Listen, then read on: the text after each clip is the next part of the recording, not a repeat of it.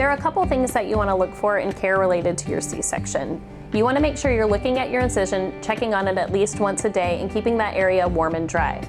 If you notice that it's red, warm to the touch, exceptionally painful, it's going to be sore and tender because it is an incisional site, but if it's becoming increasingly painful, if you notice any purulent drainage or bleeding from the site, those are things that your provider needs to know about.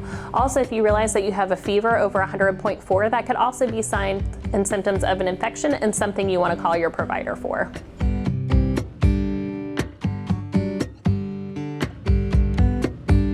That's individualized for each person, but it is expected that you will have vaginal bleeding even if you deliver via C-section. That bleeding can last up to 6 weeks. It's going to go from a kind of a normal bright red period type bleeding and transition into more of a lighter darkish brown old blood kind of bleeding, and then into that normal yellowy type-ish discharge.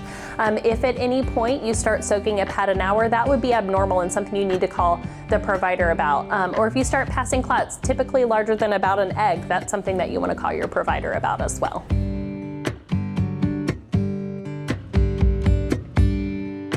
Swelling after delivery is normal. If you recall that swelling during pregnancy can be normal. It's something that most pregnant women experience. In addition to that, when you come into the hospital, we're going to give you IV fluids, and that fluid does have to go somewhere. Typically, I tell my patients that you will experience a little more swelling. It's going to get worse before it gets better. You're also going to notice after you have a baby that you start urinating very frequently, and that's your body getting rid of all of that excess fluid.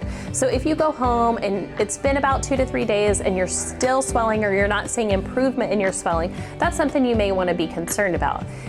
It's important to remember that swelling can also be associated with a pregnancy-related complication known as preeclampsia. Swelling used to be an indicator of preeclampsia, and now it's just kind of a finding. So if you notice that you're swollen and you have a headache, visual changes, if you're feeling pain underneath your right breast, or you have an elevated blood pressure, those are things that we'd like you to call your physician about. And sometimes the first thing you may notice is a little extra swelling. So that's something to be on the lookout for.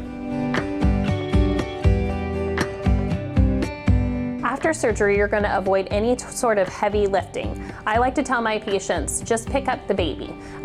Don't pick up your heavy laundry basket. Don't go back to the gym. You're going to avoid any heavy lifting until you follow up with your provider and you get clearance to resume those activities. Also, you can't drive for 2 weeks. If you remember, you're having an abdominal incision. That affects your core muscles. Those muscles are used in driving. So we don't want you driving for 2 weeks. In addition to that, you'll also be prescribed potentially some narcotic pain medication. You should avoid driving while taking those pain medications as well.